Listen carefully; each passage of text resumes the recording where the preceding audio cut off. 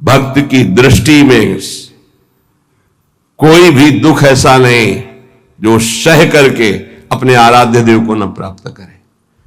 आराध्य देव की प्राप्ति के लिए संघर्ष सहना अत्यंत आवश्यक है। कष्ट सहना, जो अंदर जलन हो रही, जो विकारों की जलन हो रही, सहो भाई, इनकी पूर्ति से कुछ नहीं होगा। इनको से एक बार लड़ जाओ, एक बार निकल जाओ तो जन्म जन्म की लड़ाई जीत जाओगे। जिसकी शुद्ध भक्ति होती है उसको अपने प्यारे के नाम जप के सिवा और कुछ अच्छा ही नहीं लगता है।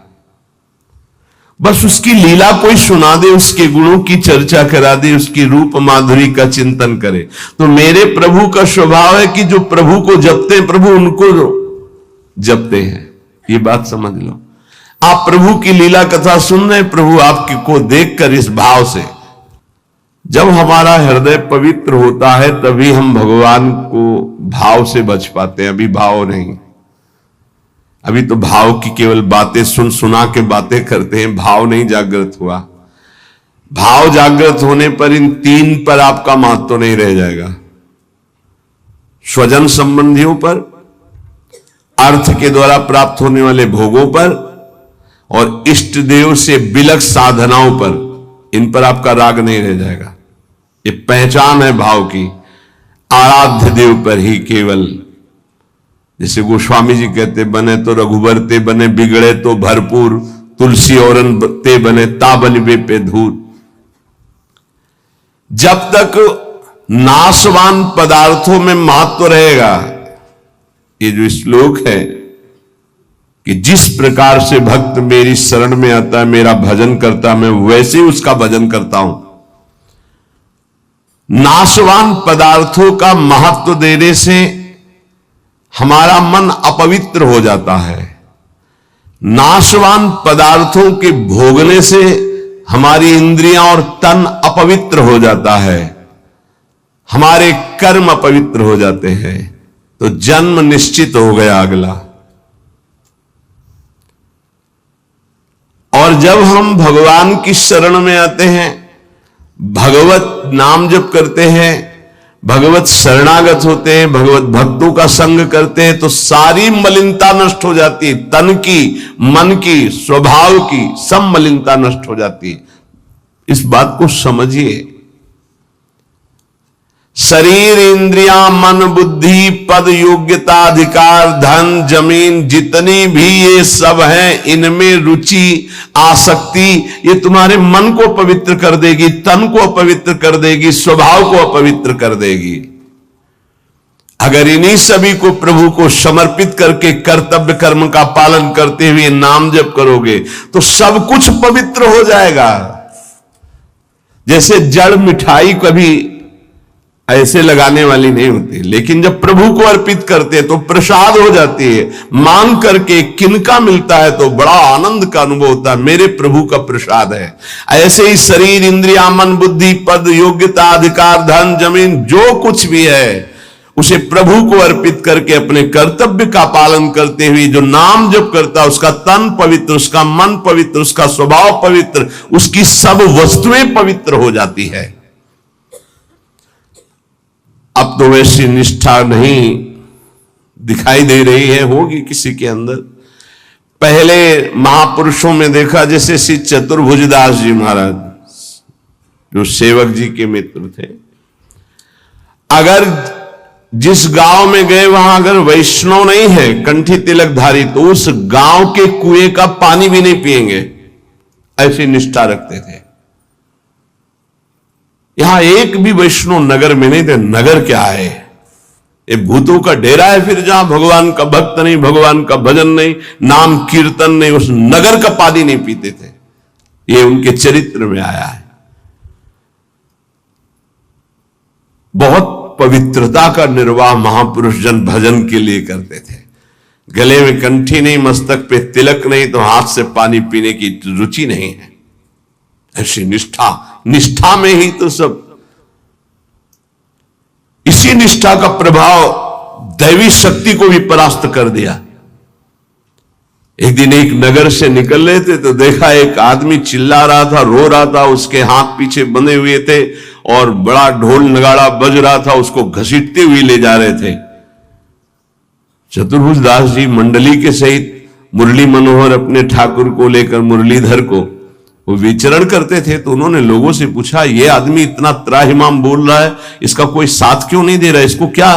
तो बोले ये देवी के बलि चढ़ाने के लिए ले जाया। देवी की बलि? कहां है मंदिर? गांव के बाहर है। वाह, पहले उसको रोकवा दिया। इतना भजन का तेज था, रुकवा दिया और दरवाजे पे गए और कहा कि तुम मां हो? कैसी मां हो जो तुम अपने बच्चों की हत्या करवाकर मुस्कुराना सीखती हो? तुम मां हो, इसका मतलब है तुम्हारे अंदर ममत्व तो नष्ट हो चुका है। चाहे कोई भी सृष्टि का जीव हो, वो तुम्हारा बेटा होता है। कुपुत्रो जायते क्वचित् कुमाता न भवति। ये कैसा न्याय आपका कि आपके सामने आपके बेटे को बंदी बनाकर बलि दिया जा रहा हो, आप प्रसन्न मुद्रा में हो। वहां के पुजारी ने कहा, आप अंदर नहीं घुस सकते। बोले ये अंदर नहीं रह सकते। अब ठाकुर जी को साथ लेके देवी जी बाहर निकल आए, ठाकुर जी को सिंहासन पे विराजमान किया। उनके भागवतिक वैष्णव तेज भजन के प्रताप से लिखा हुआ है भक्तमाल जी में भी, जहां भी उनका चरित्र चतुर्भुज दास जी का, ऐसे हरिव्यास देवाचार्य जी। तो देवी जी ने कहा, क्या आदेश है हमारे लिए? देवी जी ने कहा, तो उनका पहले यहां के राजा को बोलो कि आज के बाद अगर यहां बलि चढ़ी तो सर्वनाश तुम ही करोगी। बोलो जाके यही। राजा को जाकर के देवी जी ने भय दिखाया और कहा, अगर आज के बाद किसी भी जीव की हमारे ऊपर बलि चढ़ाई गई तो अब हम वैष्णवी हो गई है, आज के बाद को नहीं। हां, अगर बलि चढ़ानी तो नारियल नींबू आदि, ये नहीं, जीवों की बलि नहीं। कंठी बांधी देवी जी के और श्री जी के चरणारविंद की आसक्ति का मंत्र दिया देवी जी को चतुर्भुज दास जी ने। ठाकुर मुरलीधर को वहां विराजमान करके नाम कीर्तन बंद करा दी, प्रथा मुक्त करवा दिया। जो बलि के लिए लाए, नाम बल, भजन बल। यदि आप प्रभु का आश्रय नहीं लिए, नाम जप नहीं कर रहे, तो यही शरीर, इंद्रियां, मन, बुद्धि, पद, योग्यता, अधिकार, धन, जमीन, ये तुम्हारे तन को मलिन, मन को मलिन, स्वभाव को मलिन और अगला जन्म निश्चित। जैसे कोई कहता है हम तो पिछले जन्म को मानते नहीं, अगले जन्म को मानते ही नहीं, तो तुम्हारे मानने न मानने से सृष्टि चल रही क्या? कि तुम मानोगे तो सृष्टि चलेगी, नहीं तो बंद हो जाए। हम मानते नहीं सूर्योदय होता है तो सूर्योदय बंद हो जाएगा क्या तुम्हारे मानने ना मानने से? क्या ईश्वर का संविधान और शासन आंख मूंदने से टल जाएगा क्या? तुम्हारे ऐसा कहने से टल जाएगा क्या? अगर नहीं मानते हो तो है कोई परम शक्तिशाली जो बर्बर जीव को उसके कर्म को भुगवा रहा है कोई कर्म का प्रबल फल देने वाला महान ईश्वर जो सुख और दुख के चक्र में पूरी सृष्टि को फंसाए हुए है। उसी से मुक्त होने के लिए वही है एकमात्र जिसका आश्रय ले लो। भक्त को भगवान के स्वरूप का ज्ञान, भगवान का दर्शन, भगवान के साथ खेल खेलने का सौभाग्य, तीन बातें जो प्राप्त होती है, ये ज्ञानी को नहीं प्राप्त होती है। भगवान के प्रेम स्वरूप, भगवान का दर्शन, संभाषण और भगवान के साथ खेलना, ये नहीं। ये बड़ी दुर्लभ बात भक्ति से प्राप्त होती, इसलिए सर्वोपरि भक्ति। जो भगवत परायण भक्त है उसमें शरीर और संसार की आसक्ति नहीं रहती। देख लो, शरीर और संसार की आसक्ति नहीं रहती। इस भगवत परायणता के लिए हठ पूर्वक बहुत नाम जपा जाए तब ये जागृत होती भगवत परायणता। हठ पूर्वक शब्द आया है। हठ पूर्वक हमको नाम जप करना बहुत कठिन है। नाम जप करना, बातें बना लेना अलग बात है, नाम जप करना बहुत कठिन है। अगर नाम जप हठ पूर्वक करोगे तो संसार शरीर की आसक्ति नष्ट हो जाएगी, भगवत परायण हो जाओगे, भगवान के तत्व का ज्ञान हो जाएगा, भगवान से प्रेम हो जाएगा, भगवान का साक्षात्कार हो जाएगा, भगवान से वार्ता होगी, भगवान के साथ खेलोगे। जब भगवत परायणता जागृत होती है तो कुत्ता, गधा, चांडाल, जहां दृष्टि जाती वहां श्री कृष्ण दिखाई देते हैं। विद्या विनय संपन्ने ब्राह्मणे गविहस्तनी स्वनी च सुपाके चा पंडिता समदर्शिना, ये तत्वबोध हो जाता है भक्त को, क्योंकि उसकी दृष्टि भगवत स्वरूप हो गई तो पूरी सृष्टि भगवत स्वरूप हो गई। किसकी? जो हठ पूर्वक नाम जप करता है। हठ पूर्वक मतलब स्वाद नहीं मिल रहा, कोई रुचि नहीं, पर गुरुदेव ने कहा इसलिए मुझे जप करना ही है। जब बिना किसी प्रयास के भगवत स्मरण चलने लगे, बिना कोई अटकल लगाए कि अरे सब में भगवान है और भगवान दिखने लगे, तो समझ लेना चाहिए कि अब हमारा कार्य पूरा हो गया है। सर्वत जैसे साधक देखेगा तो पहले स्त्री पुरुष दिखाई देगा, फिर भावना करेगा कि इसमें श्री भगवान है, लेकिन परिपक्व जब हो जाएगा तो ये ढांचे नहीं दिखाई देंगे, केवल भगवान दिखाई देंगे। साधक हठ पूर्वक भजन करता है, लेकिन जब परिपक्व अवस्था आती है तो भजन करना, सोचो कितना आनंद होगा। भजन करना नहीं पड़ रहा, स्वाभाविक भजन हो रहा है, स्वाभाविक स्मरण हो रहा है। देखो,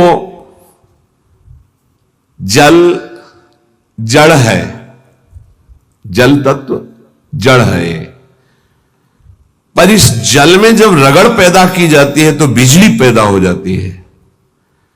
इसी प्रकार जो भक्त इस जड़ जिह्वा में नाम की रगड़ पैदा करते तो इसे आध्यात्मिक अग्नि पैदा हो जाती है। यही सब पापों को भस्म करके, संचित कर्म को भस्म करके ये भगवत प्राप्ति कराती, ये समस्त विकारों पर विजय प्राप्त कराते हैं। जड़ जिह्वा पे जैसे बिजली घर्षण के द्वारा पैदा होती, जल में जल का परस्पर घर्षण होता है, उससे बिजली पैदा हो जाती है। ऐसे जिह्वा और नाम का घर्षण होता है तो एक आध्यात्मिक शक्ति पैदा होती है जो समस्त कामनाओं पर विजय प्राप्त कराती है, जो माया को पराजित करके भगवत साक्षात्कार कराती है। पकड़ो भाई, बात को पकड़ो। हमारा मन जो चाहता है वो करवा लेता, हमें सामर्थ्य नहीं, वो सामर्थ्य नहीं। देखो ना बिजली कहां पैदा हुई हो, कहां तक प्रकाश कर रही है। ये बिजली पैदा होने का स्थान थोड़ी है, बिजली तो कहीं और पैदा हुई, लेकिन एक संबंध के कारण वो यहां भी प्रकाशित हो रही है। क्रम से संबंध है तो यहां प्रकाशित हो रही है। ऐसे ही रोम रोम रग रग में अध्यात्म शक्ति का प्रकाश, तो जगत में जो भी उसके सानिध्य में आएगा वो अध्यात्म शक्ति संपन्न हो जाएगा। ये बिजली पैदा करो, बिजली तुम्हारे अंदर वो सामर्थ्य है कि तुम ये आध्यात्मिक शक्ति प्रकाशित कर सकते हो। क्या करो? बोले इस जड़ जिह्वा में नाम को रगड़ो, इसी से बिजली पैदा हो जाएगी।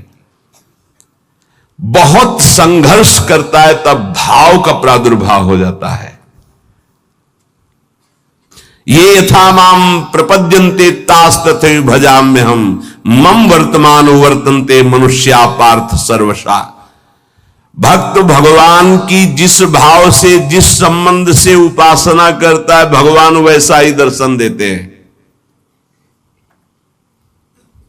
देख लो, जब जहां जैसा भक्तों ने भाव किया, भगवान वैसी ही लीला की।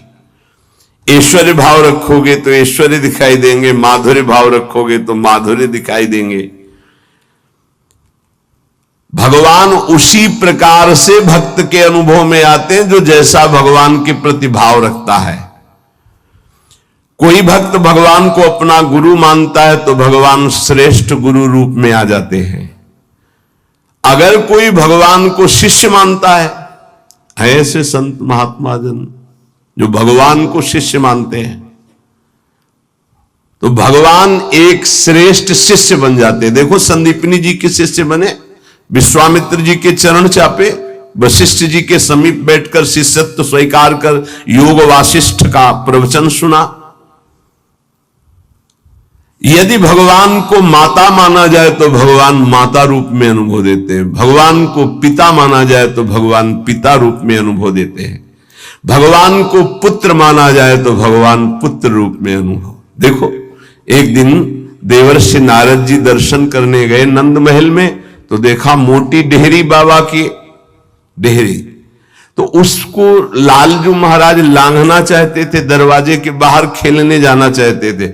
अभी खड़े होना ठीक से आया नहीं था, घुटनों के बल चल रहे थे, तो ऐसे चलते हुए घुटनों के बल ऊपर ऐसे देहली के हुए, चरण ऊपर उठ गए, हाथ ऐसे हो गए, अब देहली के बीच में टंगे हुए और रो रहे हैं। नारद जी ने देखा, साष्टांग दंडवत किया, बोले प्रभु देहली पार कर दे क्या? तो बोले जानते नहीं हो क्या हमारे लिए देहली? उन्हें बोले जानते हैं प्रभु, वामन अवतार में एक चरण बढ़ाया था तो ब्रह्मलोक तक गया था। तो बोले तुम जानते हो ना ये तुम्हारे लिए लीला नहीं है, मुझे पुत्र भाव से उन लोगों ने भजा है तो उनकी सुख के लिए मैं लीला करूं। चलो बीणा लो और दूर खड़े होकर के दर्शन करो। वो रोने, मैया मैया मैया भागती हुई आई, अरे मेरे लाला, उठाया गोद में और दासियों को डांट रही, तुम लोग ध्यान नहीं देते, देखो लाला मेरा कष्ट। मैया की गोद में, अगर कोई मुझे पुत्र मानता, देखो जगत को एक क्षण में रचने वाले पिता, उनको पुत्र माना तो घुटनों के बल भक्त के आंगन में चल रहे। जगत का भरण पोषण करने वाले प्रभु का भरण पोषण यशोदा मैया के वक्षा स्थल के दुग्ध से होता है। कैसा भाव का खेल है। ये बड़ा सुंदर स्वरूप है। जब यशोदा मैया छड़ी लेकर, बहुत उपद्रवी हो गया है। लालू महाराज ने देखा आज तो पिटेंगे, मैया आवेश में है, ऐसे दोनों हाथ से ऐसे, तो पूरा काजल गाल में, कितनी सुंदर शोभा, विशाल नेत्र है ना, एक बूंद आंसू नहीं, और रोते जा रहे, मैया की तरफ भयचकित देख रहे हैं, दया आ जाए छड़ी ना। कौन है? भ्रकुट टीढ़ी कर दे तो भय को भी भयभीत कर देने वाले प्रभु। ये देखो भाव देश का स्वरूप देखो। अरे छठी के दिन इतनी विशाल पूतना को भी, तो इनके लिए कोई भय है क्या? लेकिन भाव का देखो खेल। मैया ने पुत्र माना तो प्रभु वैसे लीला दर्शा रहे। अरे और तो और बात जाने दो, यदि भगवान को नौकर मान लो तो वो नौकर भी बन जाते हैं। वो कह रहे हैं कि नौकर बनू हजाम। कैसे अद्भुत। त्रिलोचन जी के यहां, एकनाथ जी के यहां श्रीखंडिया के रूप में, माधवदास बाबा के यहां स्वयं जगन्नाथ जी सेवक ही बने हुए तो लगे ही। ये ऐसे भगवान से यदि अपनापन करके कोई भाव कर लो, वो आपको अनुभव कराएंगे। सच्ची कहते तुम पहचान नहीं पा रहे, रोज तुमसे मिलता है वो, हर क्षण तुमको देखता है क्योंकि तुम भक्त हो उनके, लेकिन तुम्हारे अंदर वो दृष्टि नहीं है इसलिए नहीं देख पाते। तो रोज मिलता है छलिया, वो रोज मिलता है वेश बदल कर। इसीलिए हर समय सावधान रहो, पता नहीं किस रूप में मेरा प्रीतम आकर के कहीं चूक ना हो जाए। त्रिलोचन जी के हृदय में था कोई ऐसा साधु सेवी मिले, क्योंकि मुझे इतना समय नहीं मिलता कि मैं संतों के पास बैठूं, उनके मन की बात पूछूं, फिर वैसा उनकी सेवा करूं। व्यवस्था सब हो जाएगी, कोई ऐसा नौकर में, भक्त के अंदर की कोई भी इच्छा भगवान अधूरी नहीं छोड़ते। मुझे कोई नौकर रख ले, 14 वर्ष की अवस्था, नौ किशोर अवस्था, मलिन वस्त्र धारण किए हुए, फटे पुराने, ऐसे जैसे नौकर धारण करते हैं, सामने से निकले। और जगह बोलते जाके नहीं, केवल त्रिलोचन जी के दरवाजे में बोल सकते हैं ये कि मुझे नौकर रख ले, और किसी की हिम्मत ही नहीं। ब्रह्मा की भी हिम्मत नहीं, ब्रह्मा की भी हिम्मत नहीं कि इनकी तरफ ऐसे भाव से दे। ये भक्तों का खेल है। त्रिलोचन जी आओ आओ, हमें तो जरूरत है एक नौकर की, बस संत सेवा करवाने के लिए। आप क्या कर लेते हो? बोले बचपन से अनाथ हूं, मेरा कोई है नहीं, न माता न पिता न परिवार। तो झूठ भी नहीं बोल रहे, इनका कोई है ही नहीं, यही सब है, तो इनका कौन है? बड़ा विचित्र खेल। भगवान शंकर का ब्याह हो रहा है तो शाखोच्चार बुलवाया जाता है, पीढ़ी के कुल परंपरागत। आ गया, आप अपने पिता का नाम लीजिए। भगवान शंकर ने कहा हम किसका नाम ले पिता के रूप में? चलो, ब्रह्मा जी की भ्रकुट से रुद्रावतार होता है, उनका ब्रह्मा जी, पिता ब्रह्मा, और पितामह अभेद है हरि और हर, पर चलो भगवान हरि की नाभि कमल से ब्रह्मा जी की भ्रकुटी से रुद्रावतार, तो कहा हरि। प्रपितामह बोले शंकर। बाप बाबा के बाप बाबा है, अब उनके आगे कोई है नहीं तो क्या, बोलो प्रपितामह में शंकर को बोलो। नहीं वो तो पहले बुलवाया है ना आपने, तो बोले पहले भी हम हैं, बाद में भी हम हैं, बीच में भी हम हैं। ये हैं इनका, तो इनकी हर बात सत्य होती है।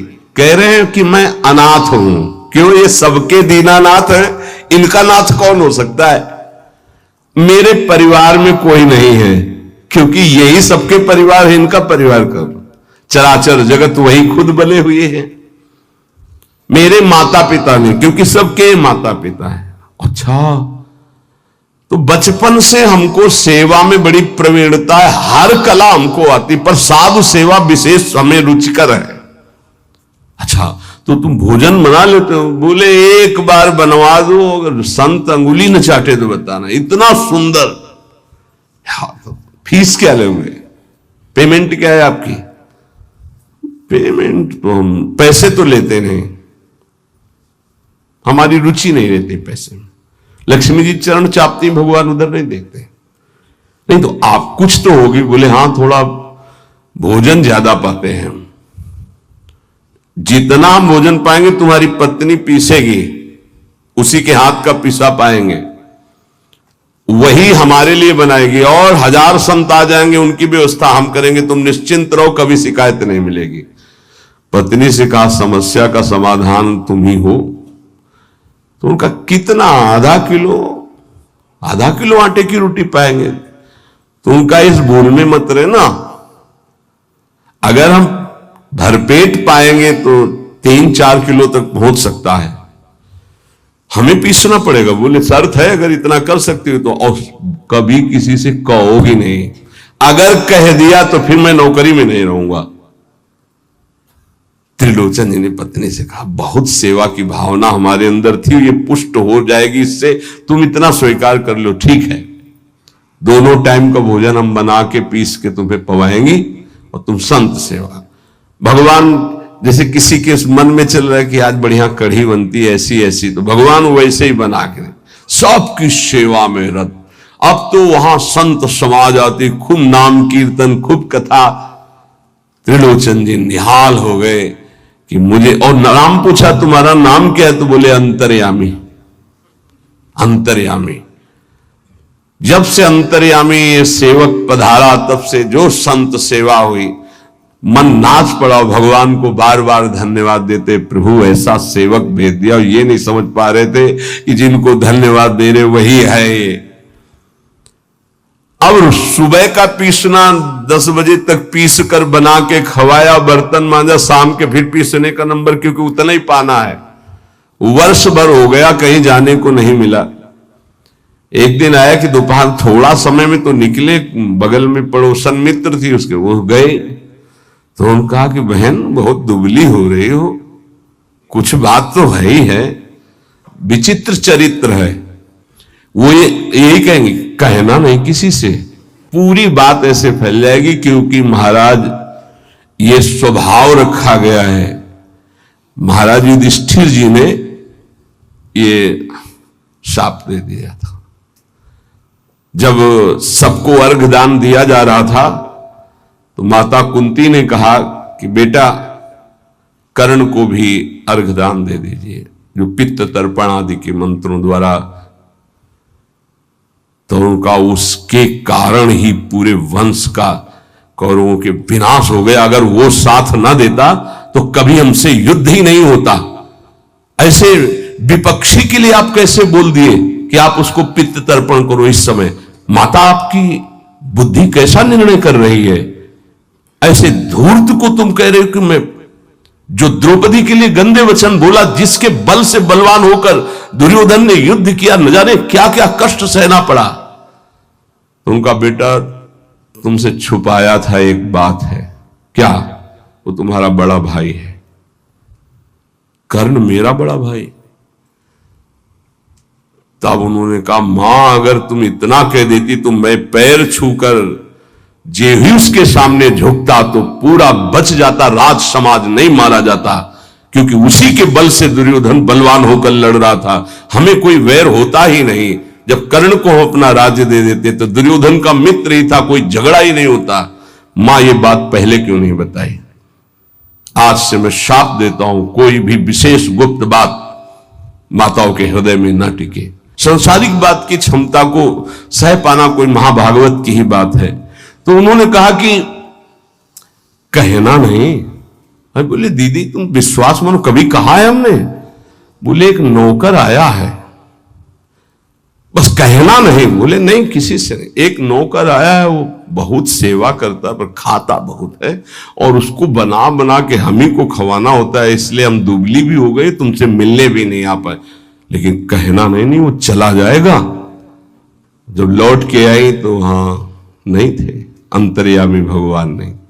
त्रिलोचन जी तो हाँ अंतर्यामी कहां गए, खूब ढूंढा नहीं मिले, बहुत विकल होके रो रहे थे। उसी समय उसी रूप में भगवान प्रकट हुए।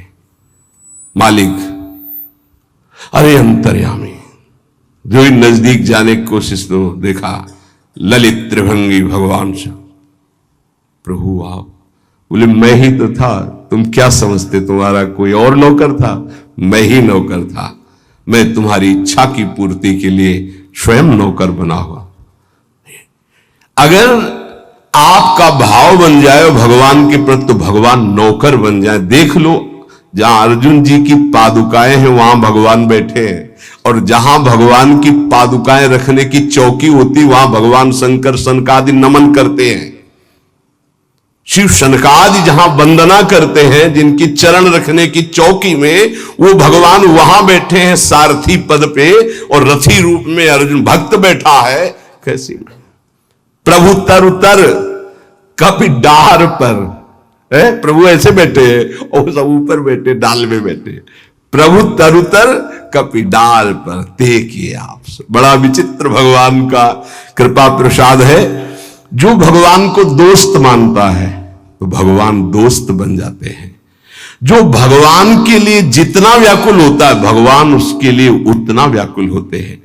भगवान भक्त के बिना तभी नहीं रहते जब भक्त भगवान के बिना नहीं रह सकता। ये ध्यान रखना। आप जी रहे हो अच्छे से, वो छुपे हुए हैं। जिस दिन आप व्याकुल हो जाओगे वो छुप नहीं पाएंगे। वो बड़े प्रेमी हैं, तत्काल आपका साक्षात्कार हो जाएगा।